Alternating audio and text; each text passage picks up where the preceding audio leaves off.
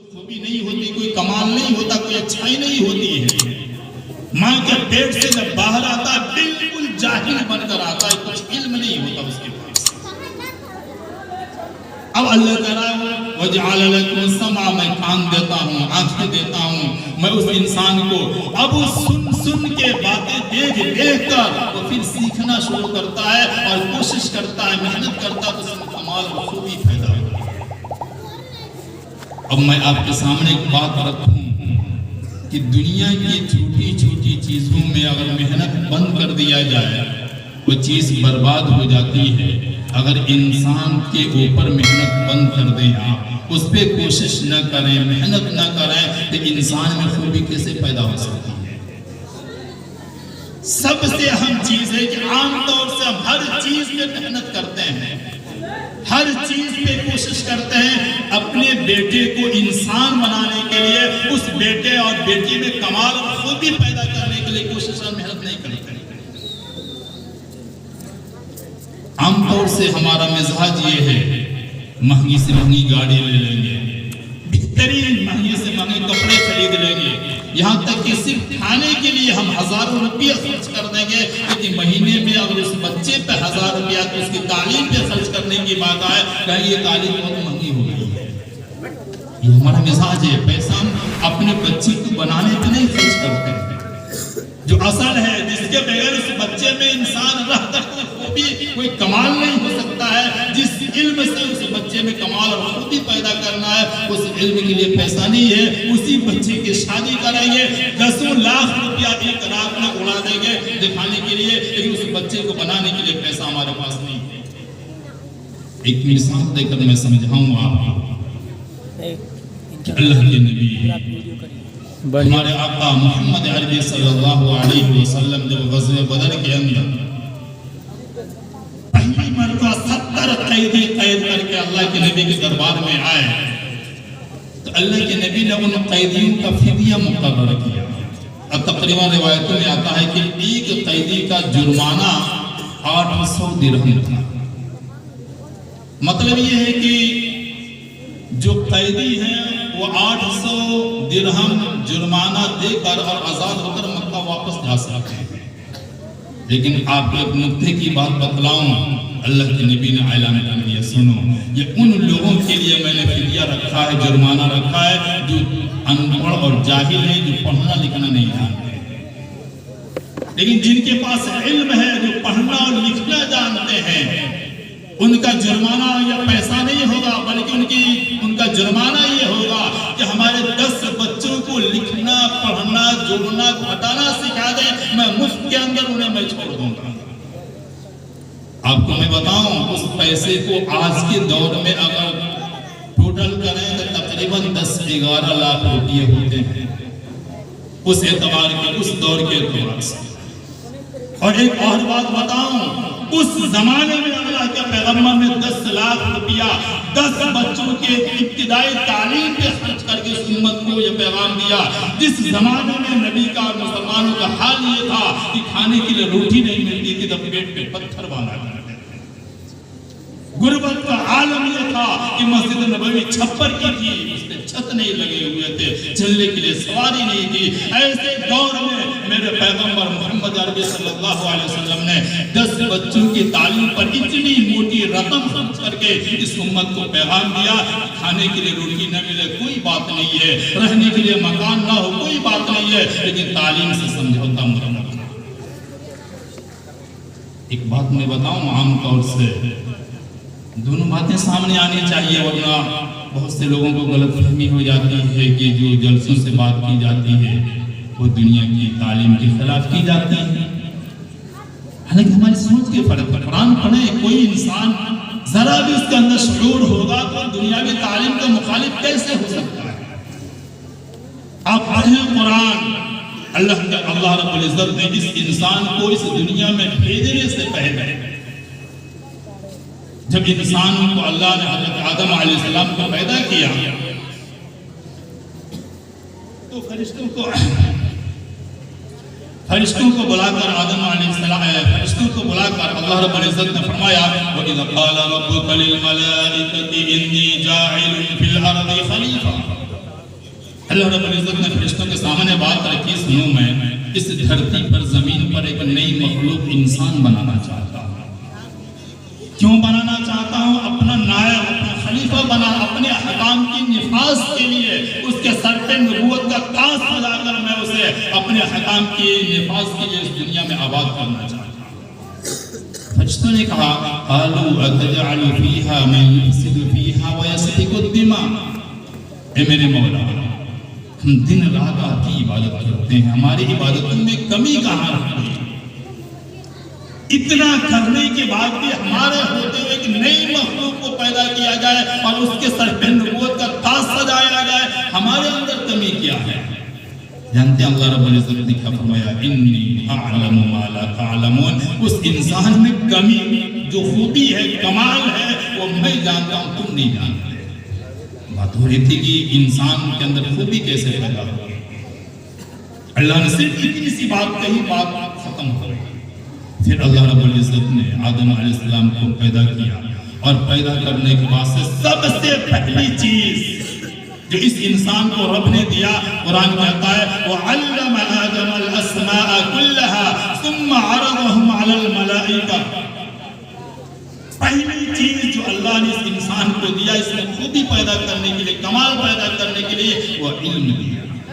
پتہ یہ چلا اگر کسی انسان کے پاس علم نہیں ہے، کوئی خوبی نہیں، کوئی بڑائی، کوئی اچھائی اس کے اندر نہیں۔ اور کون سا علم دیا؟ جلالین تفسیر میں لکھا ہوا ہے کہ اللہ رب العزت نے آدم علیہ السلام کو پیدا کیا، پیدا کرنے کے بعد سے پھر ان کو بلایا اور چیزوں کے نام بتلائے۔ ہر علم کی ابتدا، شروعات، ابتدائی علم ہے کسی چیز کے نام۔ اب کوئی بھی چیز ہو، اس کی حقیقت کب جانیں گے؟ جبکہ اس کا نام جانتے ہوں گے۔ نام ہی نہیں جانتا، اس کی حقیقت کیا جانیں گے؟ ابتدائی علم اللہ رب العزت، ہر چیز کا نام اللہ نے سکھلا دیے، اور اس کو پھر آدم علیہ السلام کو بھی بلایا اور فرشتوں کو پھر دوبارہ بلایا، اور دوبارہ بلا کر اللہ رب العزت نے فرشتوں سے کچھ سامان رکھے۔ کون سے سامان تھے؟ قرآن میں تو تذکرہ نہیں ہے، تفسیر میں لکھا ہے کہ کچھ پلیٹیں تھیں، کچھ کرچھل تھے، کچھ کٹورے تھے، یہ کھانے پینے کی چیزیں تھی، سامان تھے۔ ان ظروف کو، برتنوں کو اللہ نے سامنے رکھا اور فرشتوں سے کہا انبئونی باسماء ہؤلاء ان کنتم صادقین، تم کہہ رہے تھے کہ خلافت کے حقدار تم ہو، تو ان چیزوں کے نام بتلاؤ، یہ دنیا کے سامان ہے، ان چیزوں کے نام کیا ہے؟ جب علم کی بات آئی، فرشتے فوراً بول پڑے قالوا سبحانک لا علم لنا الا ما علمتنا۔ میرے مولا ہم آپ کی عبادت کر سکتے ہیں، آپ کا ذکر کر سکتے ہیں، آپ کی حمد و ثنا کر سکتے ہیں، آپ کی بڑائی کر سکتے ہیں، لیکن میرے مولا علم تو میرے پاس نہیں ہے۔ فقال یا آدم انبئهم باسمائهم، لہجہ اللہ کا، قرآن کا لہجہ بدل گیا۔ اللہ رب العزت نے آدم سے جو فرشتوں سے کہا تھا، یہ کہا تھا مجھے بتلاؤ۔ جب آدم کی بات آئی تو اللہ نے کہا آدم ان کو بتلاؤ ان چیزوں کے نام کیا ہے۔ فلما انبأهم باسمائهم، آدم علیہ السلام ہر چیز کا نام دی، اور یہ چیز کیوں بنائی گئی، یہ برتن کس کام میں آتا ہے، کام بھی بتلانے لگے۔ جب آدم علیہ السلام نے بتلایا تو اللہ رب العزت نے فوراً فرشتوں کو حکم دیا سب کے سب آدم کے سامنے سجدے میں گر جائے، تاکہ دنیا کو پتہ چل جائے جس کے پاس علم ہوتا ہے دنیا اس کے قدموں میں ہوا کرتی ہے۔ آپ کے آنے سے پہلے اللہ رب العزت نے یہ بات واضح کر دی ہے۔ ایک بات اور کہوں، سچ بات ہے کہ دنیا کی تعلیم کی سمجھ تو اس قوم میں الحمدللہ آ چکی ہے، لوگوں کے اندر شوق ہے، جذبہ ہے۔ پہلے کے مقابلے میں اب ایک انسانوں میں امنگ آیا ہے کہ اپنے بچوں کو اعلیٰ سے اعلیٰ تعلیم دیا جائے، لیکن یہ بھی ایک طرفہ ہے۔ صرف دنیا کی دوڑ لگی ہوئی ہے، رب کی حقانیت، محبوب صلی اللہ علیہ وسلم کی محبت اس بچے کے دل میں آئے، اس سے ہم نے دور کر دیا۔ اور ایک بات میں بتاؤں کہ اگر علم ہو جائے اور اس علم کے ساتھ نبی کی اخلاق نہ ہوں، اللہ کے پیغام نہ ہوں، اسلام کی خوبیوں سے بچے کو نہ سنوارا جائے، وہ بچے پڑھ کر بھی آپ کی مصیبت کے وبال جان بن جائیں۔ اور اس کے لیے میں آپ کو ایک گھٹنا سناتا ہوں، باتیں اس سے سمجھ میں آتی ہیں قصوں سے، بہت پہلے کی بات نہیں ہے، حالانکہ تو آئے دن کی کہانی ہے، اور بلکہ میں یہ کہوں کہ زیادہ پریشان وہی لوگ ہیں جن کے بچے بہت ہائی سوسائٹی میں رہتے ہیں اور بہت زیادہ کامیاب ہیں۔ آپ غور کریں گے یورپ ممالک کے اندر عام طور سے اولڈ ہاؤس نہیں بنے ہوئے، اتنے بچے کامیاب ہو گئے کہ ان کو اپنے ماں باپ کی قدر ہی بھول گئے۔ اسی گجرات کا ایک واقعہ 2 یا 3 سال پہلے کی بات ہے، آپ نے خبروں میں پڑھا ہوگا، ایک واقعہ، ایک بچے اور اس کی ماں کی کہانی آئی تھی، کہانی میں سچا واقعہ ہے اور باقاعدہ اس پہ آپ نے خود دیکھا ہوگا، لکھا تھا کہ ایک ماں تھی جس کے، ایک عورت تھی جس کے شوہر کا انتقال ہو گیا جوانی کے اندر، ایک ہی اس کا بچہ تھا۔ اب اس ماں کے دل میں ایک امنگ پیدا ہوئی کہ میں اپنی پوری زندگی دوسری شادی نہیں کروں گی، کیونکہ میرا معصوم بچہ ہے کہ کس کے سہارے زندگی گزارے گا، میں اپنی زندگی کا مقصد یہ بنا لیتی ہوں میں جیسے بھی مزدوری کر کے اس بچے کو تعلیم دے کر بڑا اور بڑا انسان بنانا چاہتی ہوں۔ واقعتاً اس ماں نے سپنے سجائے اور اس سپنوں کو پورا کرنے کے لیے گھروں میں جا کے مزدوری کی، لوگوں کے گھروں میں جا کے برتن صاف کیے، جا کے گھروں کے اندر جھاڑو لگائی، نہ جانے کتنی اپنی زندگی کے ایام کو گزارنے کے بعد لوگوں کی خدمت کر کے اس بچے کو تعلیم دیتی رہی، اور واقعتاً وہ لڑکا ایک پروفیسر بھی بن گیا۔ اعلیٰ ڈگری لینے کے بعد سے اس بچے کی شادی بھی ایک ڈاکٹر عورت سے، بہو سے ہو گئی، اور بہت ہی اس بیوہ عورت کی زندگی خوشیوں سے گزرنے لگی۔ وہ مگن گئی کہ اپنے سپنے کو اس نے پورا کر لیا تھا، اس کے بیٹا پروفیسر تھا، اس کی بہو ڈاکٹر تھی، اور بہت خوشی سے اس کی زندگی گزر رہی تھی، لیکن کچھ دنوں کے بعد سے مصیبت کے دن یوں شروع ہوئے کہ اس کے لقوہ مار دیا،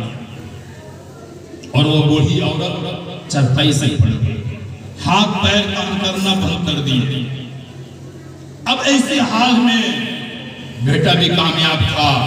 بہو بھی ڈاکٹر تھی، وقت ان کے پاس نہیں تھا۔ 3 مہینہ وہ عورت چرپائی سے لگی رہی، گھر والوں کے لیے مصیبت بن گئی۔ 3 مہینہ کے بعد وہی بیٹا جس کو اعلیٰ تعلیم سے نوازنے کے لیے اس ماں نے پوری جوانی لگا دی تھی، لوگوں کے در در پہ جا کے مزدوری کی تھی، وہی بیٹا آیا اور آ کر اس نے اپنی ماں کو یوں گود میں اٹھا لیا۔ جیسے اس نے اٹھایا، اس ماں نے، اس کے دل میں یہ جذبات آئے کہ 3 مہینہ سے میں اس کمرے میں پڑی ہوئی ہوں، میرے بیٹے کو وقت نہیں مل رہا تھا، 3 مہینے کے بعد لگتا ہے کہ آج میرے بیٹے کو یہ احساس ہوا ہے کہ مجھے دھوپ دیکھے ہوئے کافی دن ہو گیا، ہو سکتا ہے میرا بیٹا آیا ہے اور آج مجھے دھوپ دکھلانے کے لیے چھت پہ لے جا رہا ہے، یہ خوشیوں میں مگن تھی کہ میرے بیٹے کو آج میرا خیال آیا ہے۔ ابھی اپنے جذبات کو الفاظ کا جامع نہیں پہنا پائی تھی، اپنے جذبات کو کہہ نہیں پائی تھی کہ بیٹا چھت پر لے گیا اس ماں کو، اور چھت پہ جانے کے بعد سے نیچے پھر گئی۔ سچی گھٹنا ہے، لوگوں نے سمجھا کہ یہی موت ہوئی ہے، لیکن بعد میں جب پولیس کیس بنا اور تفتیش ہوئی، اس بیٹے کو بلایا گیا تو اس نے اقرار کیا کہ 3 مہینے کی بیماری سے عاجز ہو کر میرے ماں کو مارنے کا فیصلہ کر دیا۔ سوچنے کی بات ہے، جس ماں نے 9 مہینے تک پیٹ میں رکھ کر اسے اپنا خون پلایا ہو، اس ماں کی 3 مہینے کی بیماری کو بچہ برداشت نہیں کر پایا۔ اسی کو کسی نے کہا ہے کہ علم کی تاثیر جب غرور میں بدلے، علم کی تاثیر جب غرور میں بدلے، بنیاد رشتوں کی محض دستور میں بدلے۔ بزرگوں کو فقط آفت سمجھ بیٹھے، اولاد آدم کی بڑی بے نور نکلی۔ جب علم حاصل ہو اور علم کے ساتھ نبی کے اخلاق نہ ہوں، ماں کا مقام نہ بتایا جائے، باپ کے حقوق نہ سکھلائے جائے، رشتہ داروں کے حقوق نہ بتلائے جائے، تو اس علم سے غرور پیدا ہوتا ہے۔ جب غرور پیدا ہوتا ہے، اس دنیا میں جتنے غلط کام ہوتے ہیں کوئی جاہل نہیں بلکہ پڑھے لکھے لوگ ہی کرتے ہیں۔ اللہ کے واسطے ہے علم کی فضیلت، میں نے قرآن سے آپ کے سامنے رکھا، لیکن اس علم کے ساتھ آپ لائیں مسجد کے چٹائی پر بیٹھائیں تو اسے بتایا جائے کہ میرے آقا محمد عربی نے فرمایا تھا کہ الجنت تحت اقدام الامہات، اس مسجد کے چٹائی پہ سکھایا جائے گا تمہیں اگر اس دنیا کے بعد بھی کامیابی چاہیے، جنت کے خواہش رکھتے ہو تو ماں کے قدموں میں آنا پڑے گا، تب جنت ملے گی۔ اسے بتلایا جائے اس بچپنے کے اندر کہ میرے آقا محمد عربی بیان کرتے ہیں کہ رضا ربی فی رضا الوالد، تم اللہ کو خوش کرنا چاہتے ہو بھلے اپنے باپ کو خوش کر لو، تمہارا اللہ بھی تم سے خوش ہو جائے گا۔ اس بچے کو سکھلایا جائے کہ اپنی بہن سے محبت کرو گے نبی کے ساتھ تمہیں جنت میں جانا نصیب ہوگا۔ اس بچے کو بتلایا جائے بھائیوں سے محبت کرو گے، اس کے صدقے میں اللہ تمہاری روزی میں برکت دے گا۔ یہ تعلیم دی جاتی ہے مسجد کے چٹائی پر، یہ تعلیم سکھلائی جاتی ہے جو میرے آقا محمد عربی صلی اللہ علیہ وسلم نے اس امت کو سکھلایا ہے۔ جیسے وہ تعلیم دینا ضروری ہے ویسے اس نبی کی تعلیم دینا بھی اس بچے کے لیے ضروری ہے۔ وہ نہ پڑھ کر بھی ہو سکتا ہے اس بچہ سے آپ کو کوئی فائدہ نہ ملے اور آپ کے لیے مصیبت کا جان بن جائے۔ تو میری پوری باتوں کا نچوڑ یہ ہے، میں نے بات شروع یہاں سے کی تھی کہ ہر چیز میں برائی ہے، اچھائی پیدا کرنے کے لیے آپ کو محنت کرنی پڑے گی، کوشش کرنی پڑے گی، جد و جہد کرنا پڑے گا، پیسے کو خرچ کرنا پڑے گا۔ نہیں کریں گے ہو سکتا ہے اتنی بڑی اللہ نے اولاد کی نعمت سے نوازا ہے، جتنے ماں باپ ہیں میں عام طور سے سماج میں دیکھتا ہوں، ماں باپ کتنے سپنے سجا کے بچے کو بڑا کرتے ہیں، اور بچہ بڑا ہوتا ہے تو اس ماں باپ کے دن برے شروع ہو جاتے ہیں۔ عام طور سے آج پریشان ہم غیروں کی وجہ سے نہیں، اپنی اولاد کی وجہ سے پریشان ہیں۔ اب گھروں کی اجازہ لے لیں گے، عام طور سے مجھے یہ نظر آتا ہے کہ ہم اپنوں کی وجہ سے پریشان ہیں۔ اس کی وجہ کیا ہے؟ ہم نے اچھی تربیت نہیں کی، اس انسان میں خوبی پیدا نہیں کی، کمال پیدا نہیں کیا۔ تو اہم چیز یہ ہے کہ جتنی بڑی قربانی دینی پڑے آپ دنیا کی بھی تعلیم دیں، لیکن نبی کی تعلیم سے بھی اسے دور نہ کریں، اسلام سے اسے دور نہ کریں۔ اللہ کی وحدانیت اس کے دل میں بیٹھ جائے، وہ جانے کہ نبی کی سنت سے ہٹ کر زندگی گزارنے پر میں کامیاب نہیں ہو سکتا ہوں، پھر انشاءاللہ وہ اولاد اس دنیا میں بھی آپ کے نیک نامی کا ذریعہ بنے گی اور مرنے کے بعد بھی انشاءاللہ اس سے آپ کو کامیابی ہی نصیب ہوگی۔ اس بچے کے صدقے میں ہو سکتا ہے اللہ جنت دے دے، ورنہ اگر ایسا نہیں ہوا تو پھر ہم اللہ نے اتنی بڑی دولت جو اولاد کی دولت دی ہے، ہو سکتا ہے کہ اس کی وجہ سے دنیا میں بھی ہم برباد ہو جائیں اور مرنے کے بعد بھی یہ اولاد ہماری غریبان پکڑ لے کہ ہم نے سب کچھ دیا لیکن ہم نے اسلام کی سچائی اس کے دل میں نہیں بیٹھایا۔ تو بہرحال آج کے پورے جلسے کا خلاصہ اور نچوڑ یہ ہے کہ ہم فکر کریں، کوشش کریں، قربانی دیں اور بہت مفت کی بات نہ کریں۔ اللہ کے نبی کی مثال دے کر بتائے کہ اللہ کے نبی نے تعلیم پر کتنا پیسہ خرچ کیا اور اس دور میں خرچ کیا جبکہ غربت کا عالم یہ تھا کہ کھانے کے لیے روٹی نہیں تھی، پہننے کے لیے کپڑا نہیں تھا، چلنے کے لیے سواری نہیں تھی۔ اس سے پہلے اللہ کے نبی نے تعلیم پر اتنا پیسہ خرچ کیا۔ تو ہم بھی سب سے اہم چیز ہے، عام طور سے مجھے بہت افسوس ہوتا ہے کہ وہی غریب سے غریب انسان جب اپنے بیٹے کی شادی کرتا ہے تو لاکھوں خرچ کر دیتا ہے، ایک رات میں کیا ملتا ہے اس سے؟ وہی لاکھوں اس کی تعلیم پہ خرچ کر دیتے، وہ بیٹا نہ جانے کتنا آگے جاتا اور کتنے اچھی زندگی گزارتا۔ تو اللہ کے واسطے اب اس کی کوشش کی جائے، فکر کی جائے اور یہ جذبہ لے کر اس جلسے سے جائے جائے کہ انشاءاللہ ہم اپنا وقت بھی، پیسہ بھی، اپنی کوشش اور سوچ بھی اپنی نئی نسل کے صحیح تربیت میں لگائیں گے۔ اللہ سے دعا کریں اللہ مجھے بھی اور آپ کو بھی ان باتوں کے عمل کے ساتھ نصیب فرمائے۔